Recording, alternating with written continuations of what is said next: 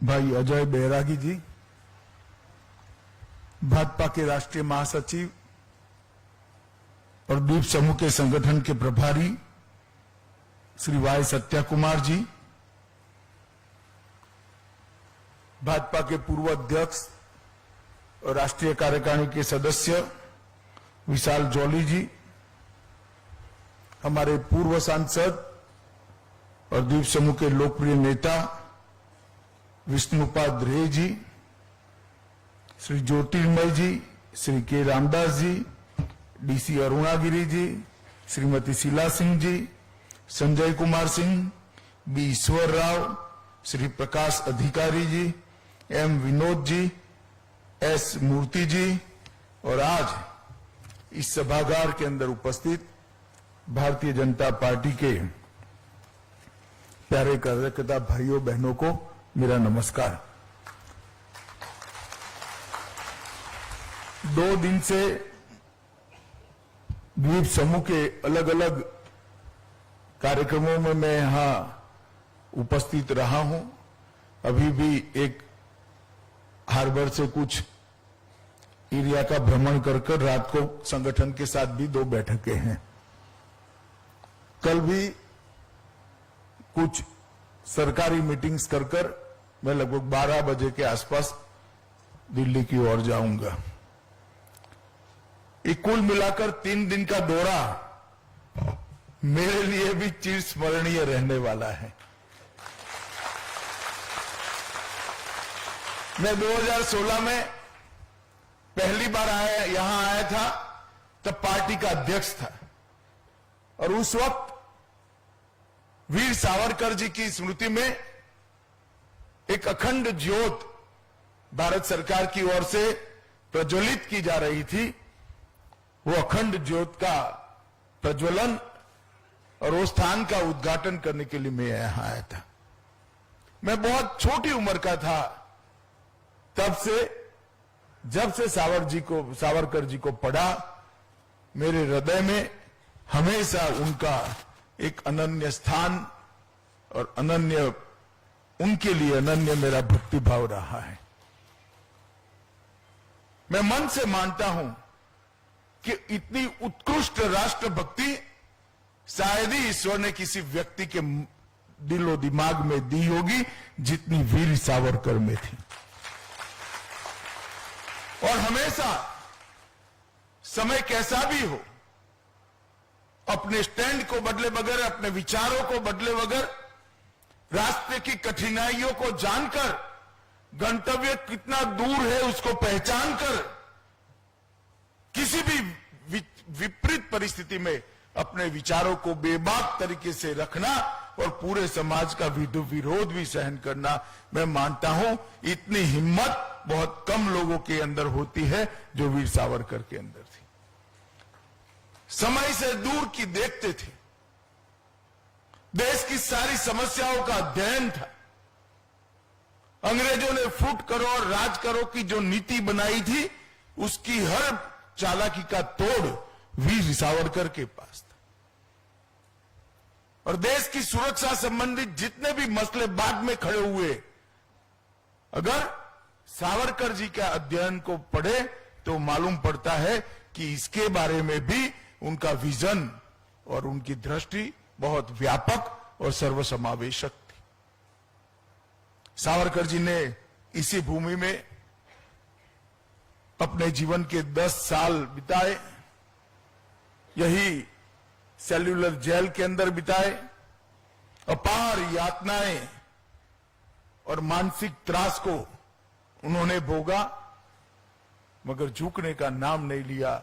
ऐसे वीर सावरकर को मैं श्रद्धांजलि देने के लिए यहां आया था, क्योंकि ये वर्ष आजादी के अमृत महोत्सव का वर्ष। मोदी जी ने आजादी के अमृत महोत्सव को 130 करोड़ लोगों के सामने बहुत अच्छे तरीके से मनाने का संकल्प देश के सामने रखा है। 15 अगस्त को लाल किले की प्राचीर से प्रधानमंत्री जी ने देश के सामने इस बात को उजागर किया और उन्होंने कहा है कि आने वाली पीढ़ियां आजादी के संघर्ष को जान पाए, आजादी के स्वतंत्रता संग्राम के को वीर नायकों को पहचान पाए।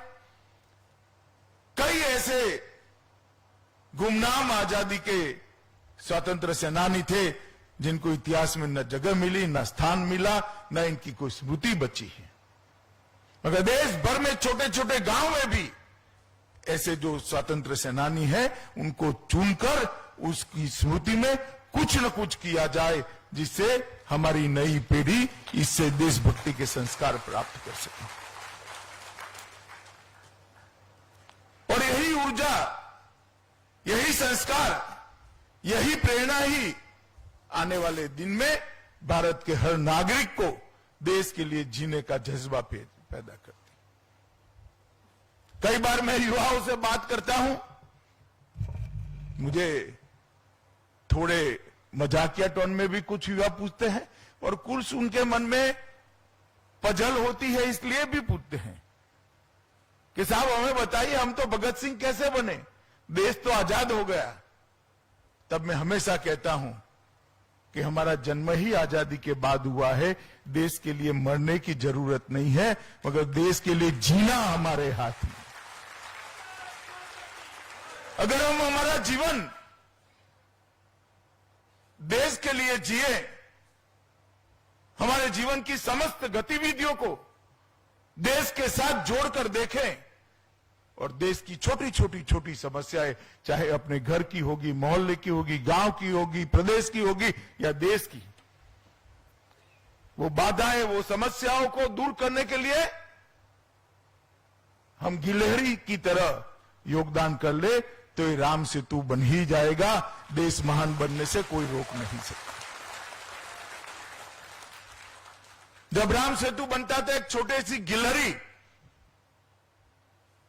समंदर में जाती थी, अपने शरीर को गीला करती थी, रेत के अंदर अपने आप को घुमाती थी और फिर राम सेतु पर जाकर वो रेत को वहां डालकर वापस समंदर में जाती थी। जब नील ने देखा, उसको लेकर प्रभु श्री राम के पास गए और कहा कि प्रभु ये गिलहरी इस तरह से कर रही है, ये नादान है, इसने लाई हुई थोड़ी सी रेत से क्या ये राम सेतु बनेगा? तब श्री राम ने कहा कि मेरे, आपके और समस्त वानर सेना के योगदान से ये गिलहरी का योगदान बहुत बड़ा है। इसी प्रकार से भले हम पर कोई दायित्व न हो, हम समाज के अंदर एक ऐसे वातावरण की निर्मित कर सकते हैं क्या? हम समाज के अंदर एक ऐसा वायुमंडल बना सकते हैं क्या, जो वायुमंडल देश को महान बनाने की दिशा में हो, जो वायुमंडल युवाओं को प्रेरित करता हो, जो वायुमंडल देश की समस्याओं का निरसन करने के लिए काम करे। इस प्रकार का वायुमंडल का निर्मित तो हम कर ही सकते हैं। और संकल्प लेने का वर्ष है, विशेषकर भारतीय जनता पार्टी के कार्यकर्ताओं के लिए, क्योंकि हमारी पार्टी की स्थापना ही महान भारत की रचना के लिए हुई है। हम सत्ता के लिए राजनीति में आए हुए लोग नहीं, हम विचारधारा से बंधे हुए लोग हैं और हमारी विचारधारा महान भारत की रचना की विचारधारा है। ये संकल्प लेने का वर्ष है। अगर 130 करोड़ लोग इस आजादी के अमृत महोत्सव के वर्ष के अंदर एक छोटा छोटा संकल्प ले, तो इतना बड़ा परिवर्तन इस देश में आ सकता है। संकल्प भले व्यक्तिगत हो, एक छोटा सा 10 साल का बच्चा कह देगा कि मैं जीवन में कभी ट्रैफिक के नियमों को नहीं तोड़ूंगा, और पूरा जीवन अगर वो नियम नहीं तोड़ता है तो बहुत बड़ा कंट्रीब्यूशन होगा। एक छोटी सी 3-4 साल की बच्ची अगर संकल्प ले लेती है कि मेरे जीवन में मैं भोजन की थाली में जूठा अन्न नहीं छोड़ूंगी, अन्न का बिगाड़ मैं नहीं करूंगी, तो बहुत बड़ा परिवर्तन देश के अंदर आ सकता है। अगर हम तय करते हैं कि मेरे रूम से बाहर जाने से पहले लाइट, पंखे और एसी की स्विच हम बंद कर देंगे तो देश में बहुत बड़ा परिवर्तन है। महान काम करने की जरूरत है, आपके भाग्य में होगा तो आप भी करिएगा, मगर छोटे छोटे काम हम सब कर सकते हैं और वो सबसे ज्यादा जरूरी है। अगर 130 करोड़ लोग इस प्रकार का संकल्प लेते हैं तो 130 करोड़ संकल्प का संपुट मां भारती को महान बनाने से रोक ही नहीं सकता। विश्व में हमारा उचित स्थान हमें मिलना ही मिलना तय हो जाएगा। अब कल्पना करिए, 130 करोड़ लोग एक ही दिशा में एक एक कदम बढ़ाते हैं तो 130 करोड़ कदम देश आगे बढ़ता है। जरूरत है एक दिशा में कदम बढ़ाने का संकल्प करने की। और मित्रों, इसलिए ये जो वर्ष है, हम सभी भारतीय जनता पार्टी के कार्यकर्ता, समस्त देशवासियों के लिए, मगर हमारे लिए विशेष रूप से देश के लिए संकल्प करने का वर्ष है। और सेल्यूलर जेल, मैं तो जब भी वहां जाता हूं मेरे रोंगटे खड़े हो जाते हैं। इन लोगों को जब इतनी यातनाएं दी होगी, क्या सोचकर सहन करे होंगे।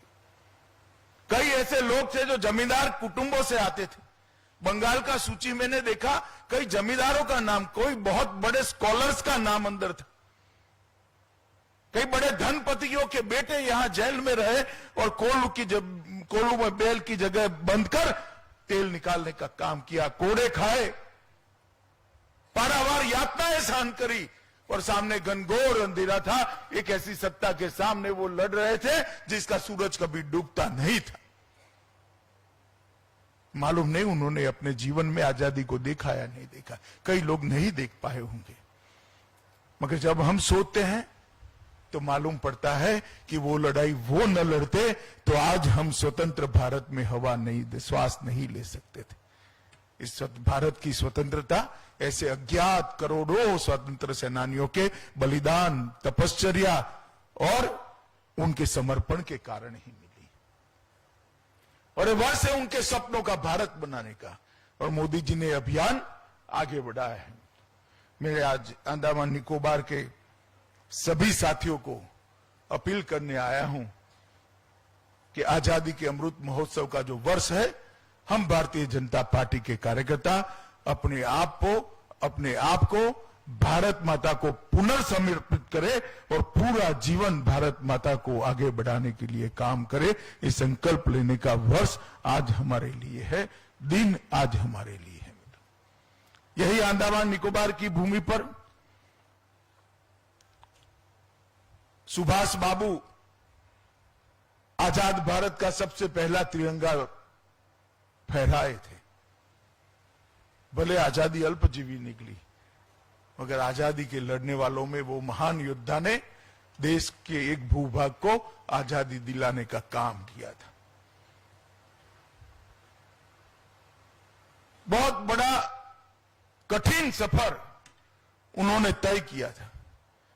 सबमरीन के अंदर और कार में 35,000 किलोमीटर का सफर तय कर ये आदमी ने उस युद्ध के अंदर भारत को आजाद कराने का प्रयास किया था। आप कल्पना करिए, कहां कलकत्ता है, कहां बर्लिन है, बीच में अफगानिस्तान आता है, रसिया आता है।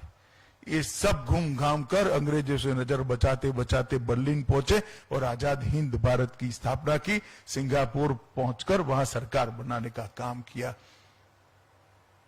वो महान व्यक्तित्व, वो आजादी का महान सेनानी भी इस भूमि पर खड़ा होकर बोला था कि मेरे जीवन में मैंने आजाद भारत का तिरंगा फहराते देख लिया, मेरा जीवन सफल हो गया। ये वो भूमि, अंडमान निकोबार वो भूमि। और जब भी मैं यहां आता हूं, अफसर भी बोल जाते हैं, लोग भी बोल जाते हैं। नॉर्थ ईस्ट में जाता हूं तब भी अफसर भी बोल जाते हैं, लोग भी बोल जाते हैं। यहां बोलते हैं आइलैंड और मेनलैंड, और नॉर्थ ईस्ट में कहते हैं नॉर्थ ईस्ट और मेनलैंड। मैं अंडमान निकोबार वाले को, सभी भाइयों बहनों को, जनता को भी कहना चाहता हूं, यही मेनलैंड है, ये कोई आइलैंड नहीं। ये भारत का धबकता हुआ हृदय है, यही मेनलैंड है, ये भारत का हिस्सा है। जितना मैं जिस गुजरात से आता हूं इतना ही महत्वपूर्ण हिस्सा मेरा यह अंडमान और निकोबार है। मैं भी इसको अपने साथ जोड़ता हूं, क्योंकि स्वतंत्रता का सबसे बड़ा संग्राम और देश भर से स्वतंत्र सेनानी जो लड़ते थे, इन्होंने एक बहुत बड़ी तपस्या यही यज्ञ वेदी के अंदर आहुति देकर करी थी। इससे बड़ा कोई स्थान हो नहीं सकता। इसलिए हम सब ने मन में से मेनलैंड कंसेप्ट ही निकाल दीजिए, ये अंडमान निकोबार ही हमारा मेनलैंड है और इसको मानकर हमने आगे करना चाहिए। मित्रों, यहां पर मोदी जी ने ढेर सारे काम किए, मैं गिनाऊं तो बहुत लंबा समय जाएगा। जल जीवन मिशन में 66,000 परिवार को शुद्ध पीने का पानी दिया है। स्वनिधि ये छोटे से राज्य क्षेत्र में 100% पहुंची है। हर घर में बिजली पहुंचाने का काम किया है। एक राष्ट्र एक रेशन कार्ड यह 100% इंप्लीमेंट हो चुका है।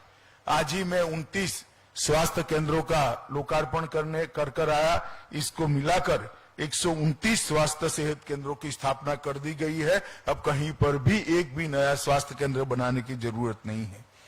केरोसिन मुक्त हमारा अंडमान निकोबार हो गया है। हर घर में गैस पहुंचा दिया गया है। हर घर में शौचालय पहुंचाने का काम समाप्त हो गया है। शहरी क्षेत्र में भी हर घर में शौचालय पहुंचाने का काम हो गया है। और प्रधानमंत्री जन आरोग्य योजना का 11,500 लोगों को 5 लाख तक की सुविधा का सारा फायदा पहुंचाने की शुरुआत हो गई। और कोरोना के अंदर भी यहां पर नरेंद्र मोदी जी के नेतृत्व में भारत सरकार ने बहुत अच्छा काम किया है।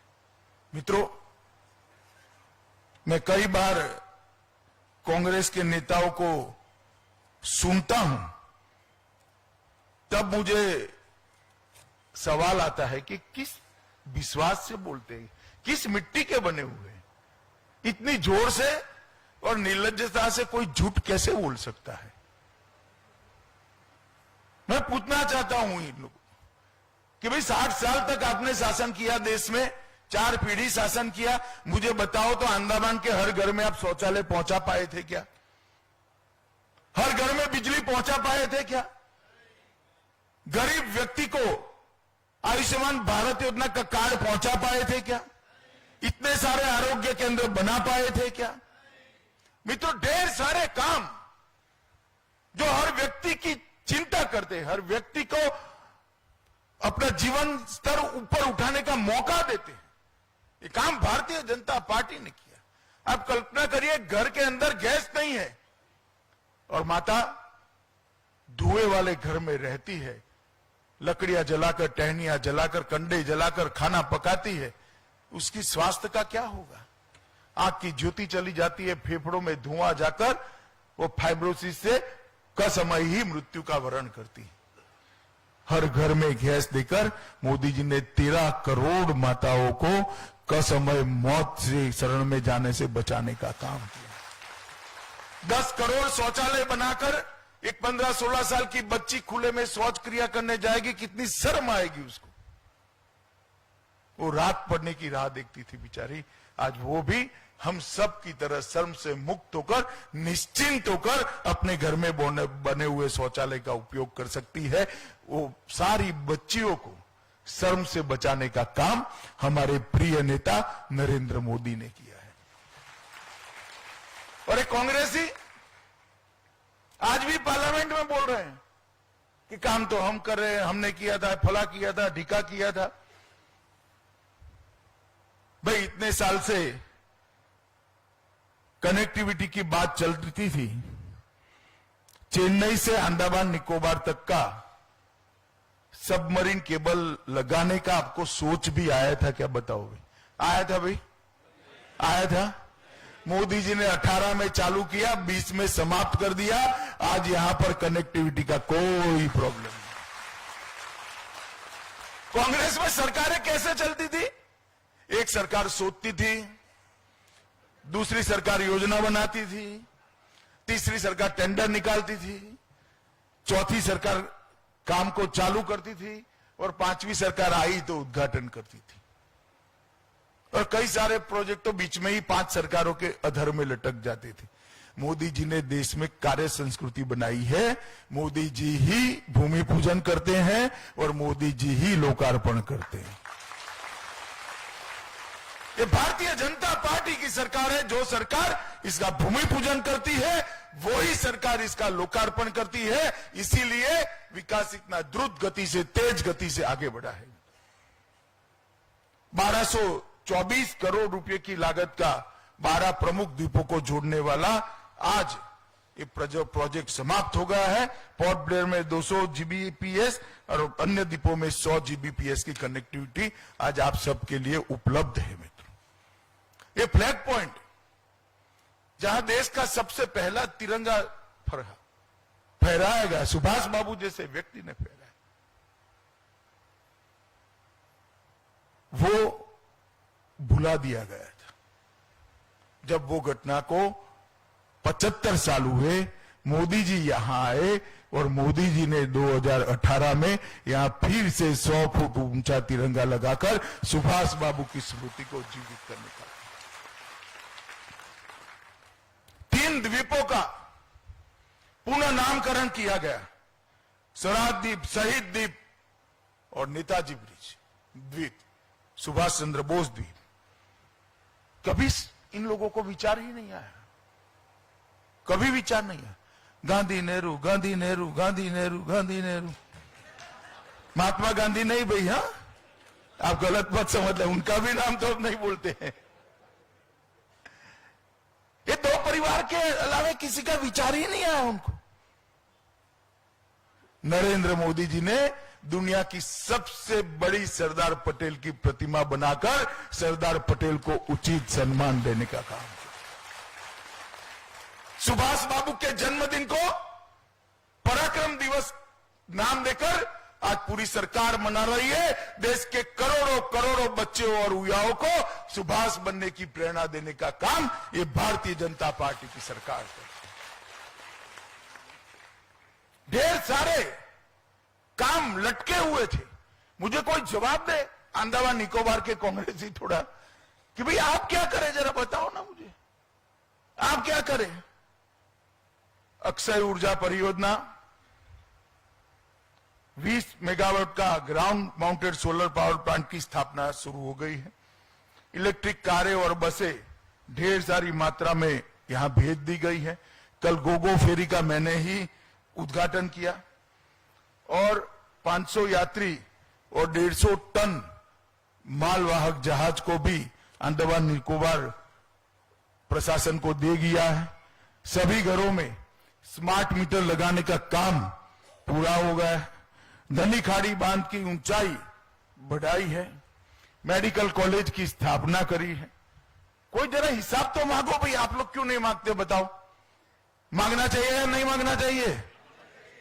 मांगेंगे। 12 के 12 द्वीपों पर इसका कच्चा चिट्ठा लेकर जाइए और कांग्रेसियों से हिसाब मांगिए कि आपने क्या किया बताओ भाई। ये तो सारा हमारी सरकारों ने किया। क्या किया आपने?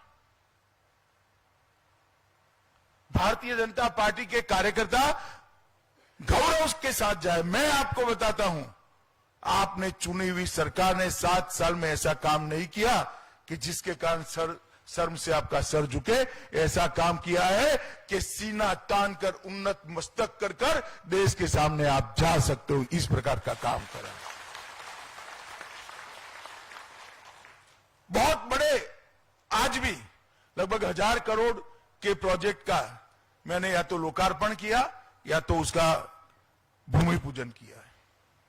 और मैं कहकर जाता हूं कि 21 में है, 22 के अंत पहले ये सारे प्रोजेक्ट समाप्त हो जाने। विकास को जमीन पर उतारने का काम नरेंद्र मोदी जी ने किया। यहां कई सारे जनसंघ के समय के कार्यकर्ता होंगे। जनसंघ से लेकर आज तक कोई भी मैनिफेस्टो आप उठाकर देख लीजिए, 3 चीजें कॉमन निकलेगी। 19 तक का मैं अध्यक्षता मैंने भी रखा था, 3 चीजों को 3 चीजें कॉमन निकलेगी कि हम सत्ता में आएंगे तो धारा 370 और 35 को हटाएंगे। हम सत्ता में आएंगे तो अयोध्या में भव्य श्री राम का मंदिर बनाएंगे, और हम सत्ता में आएंगे तो ट्रिपल तलाक का कानून को समाप्त करेंगे। रखते थे या नहीं रखते थे भाई? जरा जोर से बोलो यार, रखते थे या नहीं रखते? दोबारा पूर्ण बहुमत मिला। मोदी जी ने 6 महीने के अंदर तीनों तीन चीजें हमारे घोषणा पत्र से समाप्त कर। धारा 370 भी हट गई। श्री राम जन्मभूमि के भव्य मंदिर का शिलान्यास मोदी जी ने अपने हाथों से किया, और 303 तलाक का अन्यायी कानून जो मुस्लिम माताओं बहनों को अन्याय करता था, उसको भी निरस्त करने का काम मोदी जी ने कर दिया।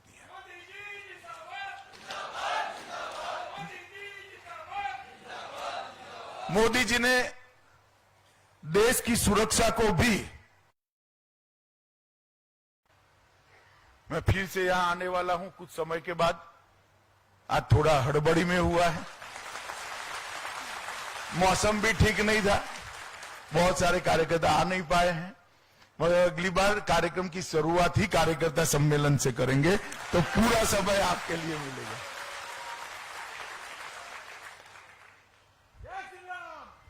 पर्यटन, नारियल और मत्स्य पालन, ये तीनों अंडमान निकोबार की आर्थिक स्थिति को बदलने वाली 3 चीजें हैं। मैं फिर से रिपीट करता हूं, पर्यटन, मछली पालन और नारियल, ये तीनों के संपूर्ण दोहन के लिए मोदी जी ने एक योजना बनाई है, और बहुत अल्प समय के अंदर मोदी जी इसकी घोषणा करेंगे। पर्यटन के लिए दुनिया चकाचौंध हो जाए इस प्रकार की व्यवस्था यहां होने वाली है। मछली पालन के लिए आज कुछ शुरुआत की है, मगर इससे भी अच्छी कई योजनाएं आ रही है, और नारियली के भी 130 प्रकार के जितने उपयोग हो सकते हैं वो करने के लिए कोयर बोर्ड विदेश के लोगों से बात कर एक कार्य योजना बना रहा है। और ये तीनों योजनाओं को लागू करते ही अंडमान निकोबार में एक बहुत बड़ा परिवर्तन आने वाला है मित्रों। और पर्यटन के लिए इसका बेस वर्क करने का काम तो अभी चालू हो गया है, ब्रिज बनाना, वहां पर थोड़ा होटलें बनाना, ये कराना, वो कर, ये सब काम चालू हो चुका है, और इसकी पूरी योजना भी मोदी जी लेकर आएंगे। मत्स्य पालन के लिए भी ढेर सारी योजनाएं अभी चालू कर दी है। जो मेन योजना का इंफ्रास्ट्रक्चर होगा, 4 हाई डेंसिटी पोली एथिलीन जेटी का निर्माण किया है, मछली बाजार का भी निर्माण किया है, 250 मेट्रिक टन की भंडारण क्षमता के लिए 2 इकाइयों का हमने स्थापना ऑलरेडी कर दिया है, परंतु इसको और अच्छे तरीके से विश्व के बाजार में हम भेज पाए, इस प्रकार की व्यवस्था भी लेकर आने हैं। मेरा आप सबसे एक ही निवेदन है मित्रों, कि आजादी के अमृत महोत्सव को घर घर लेकर जाइए। देश के अंदर एक चेतना, देश के अंदर एक जागृति, देश के अंदर देशभक्ति का एक ज्वर जगाने का काम भारतीय जनता पार्टी के कार्यकर्ता ने करना चाहिए। मोदी जी ने जो स्वप्न देखा है महान भारत की रचना का, ये पूरी करने का काम भारतीय जनता पार्टी के कार्यकर्ता का है। ये दायित्व भारतीय जनता पार्टी के कार्यकर्ता, देश भर के लोगों को वो स्वप्न के साथ जोड़कर एक नई ऊर्जा निर्मित करने का काम भी भारतीय जनता पार्टी के कार्यकर्ताओं का है। मित्रों, आज आप सबने भी बहुत जगह पे, बहुत कार्यक्रमों में मेरा मन से स्वागत किया है, और आज इतनी बारिश में भी आप सभी लोग आए हैं, मुझे मिलने का मौका दिया। कार्यकर्ताओं को जब मिलते हैं सरकार में जाने के बाद, तो एक नया जोश और एक नई ऊर्जा और एक मन को संतोष की भावना जरूर होती है, क्योंकि मैं तो सालों तक संगठन का काम करता रहा। आज मेरा दायित्व सरकार में है, तो कई बार तो ससुराल गए हो ऐसा महसूस होता है, मगर इस प्रकार के सम्मेलन में जाते हैं तो अपने घर वापिस आ जाने का जैसे महिलाओं को आनंद होता है, ऐसा आनंद होता है। तो साथ अर्थ में आप लोगों को मिलकर बहुत बहुत खुशी हुई, और मैं दोबारा आऊंगा तब आराम से बात करेंगे। उस वक्त थोड़ी चिंता भी करेंगे कि सभी द्वीप के कार्यकर्ता यहां आ जाए और एक अच्छी बातचीत हो, और भारतीय जनता पार्टी को कैसे मजबूत बनाना, इसके लिए आज हम प्रदेश के जिम्मेदार लोगों के साथ भी रात को बैठने वाले हैं, पूरी कार्य योजना बनाएंगे। अध्यक्ष जी ने कह दिया कि सरकार क्या करे इसके लिए बैठने वाले ही। ये कोई बात मैं सुनने वाला ही नहीं हूं। भारतीय जनता पार्टी कैसे मजबूत बने इसके लिए मेरे साथ उनको बैठना है। तो काम का एजेंडा है तो लेकर दिल्ली आइएगा। मैं मेरे एजेंडे से आया हूं, यहां भारतीय जनता पार्टी को मजबूत करना और हमारा आजादी का अमृत महोत्सव का जो काम है उसको लोगों तक पहुंचाना। आप सबका बहुत बहुत धन्यवाद। साच अर्थ में आपको मिलकर मन को बहुत शांति की अनुभूति हुई, आनंद भी हुआ। वंदे मातरम।